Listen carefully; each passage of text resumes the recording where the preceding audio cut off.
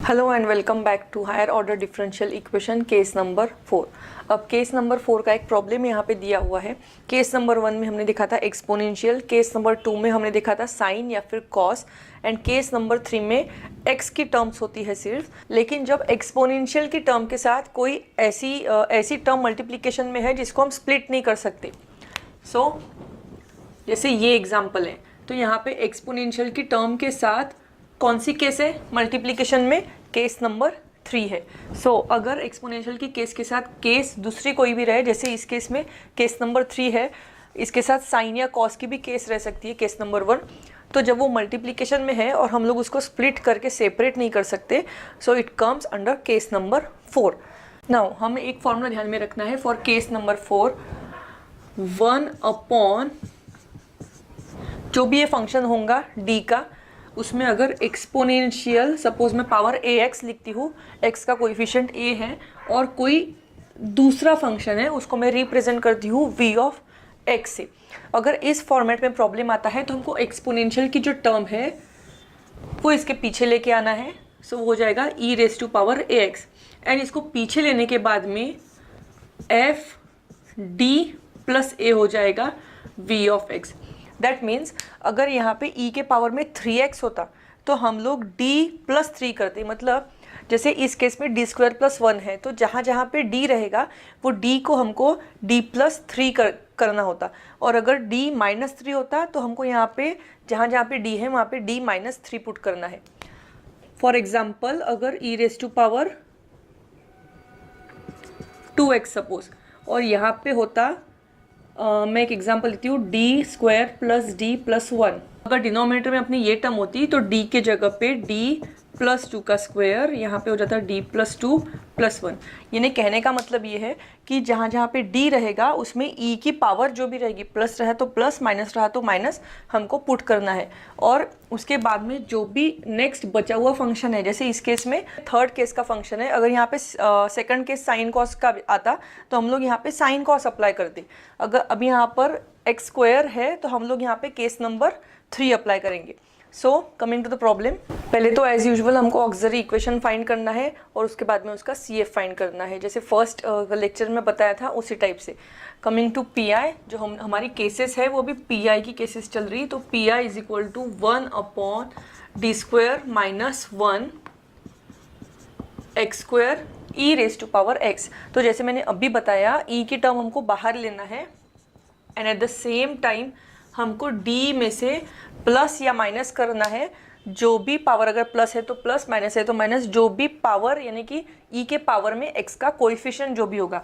अब इस केस में एक्स का कोएफिशिएंट है 1, हम लोग यहाँ पे हर जगह पे डी की जगह डी प्लस 1 पुट करते।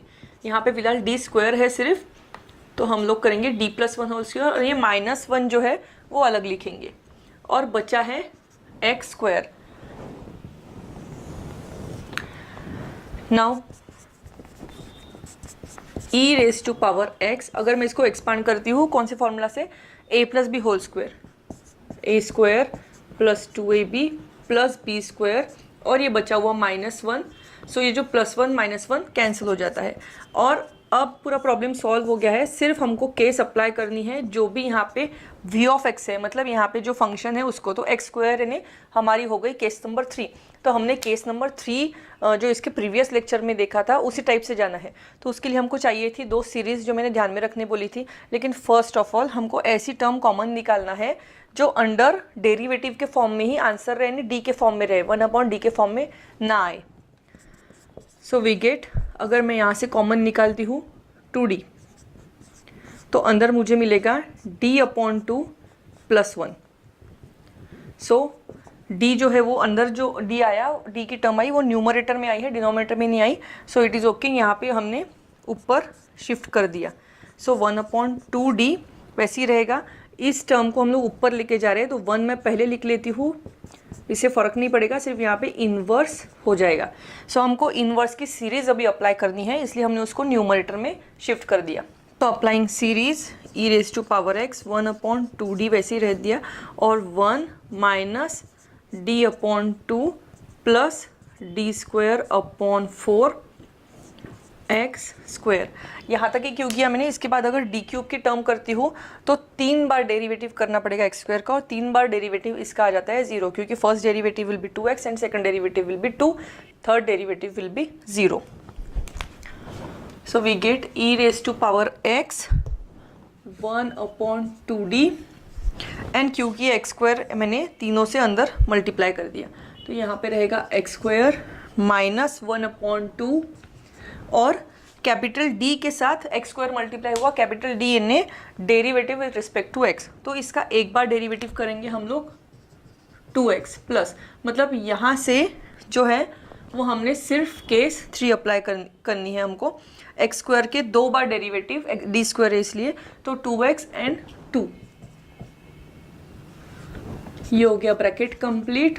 अपॉन का 2 मैंने सेपरेट निकाल लिया, अब यहाँ पे 2 कैंसिल हो गया और यहाँ पे हो गया 2, अब बचा है 1/d, and 1/d is integration with respect to x, तो अंदर वाली टर्म का इंटीग्रेशन करने के बाद आएगा x³ माइनस x का x²/2 प्लस 1/2 कॉन्स्टेंट का 1/2 इंटू x यानी x/2।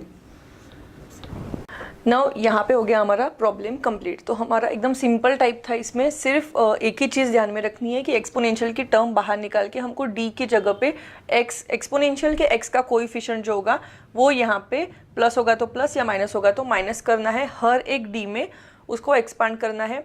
अगर क्यूब की पावर होती तो a+b होल क्यूब का फॉर्मूला लगता, स्क्वायर की पावर रहेगी तो a+b होल स्क्वायर। तो इसमें आपको अलजेब्रा के जो फॉर्मूले हैं a+b whole square, a-b whole square, a+b whole cube, a-b whole cube, ये अच्छे से आनी चाहिए।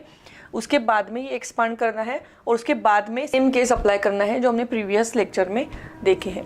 सो इसके बाद की लास्ट केस जो है 5th केस, उसमें मिलते हैं। अभी के लिए इस टाइप के प्रॉब्लम्स पे प्रैक्टिस करिए, कुछ डिफ़िकल्टी आती है तो कमेंट बॉक्स में या व्हाट्सएप पे मुझे मैसेज करके आप पूछ सकते हैं। लाइक करिए, सब्सक्राइब करिए, बेल आइकॉन प्रेस करिए और अपने फ्रेंड्स के साथ ज़रूर शेयर करिए।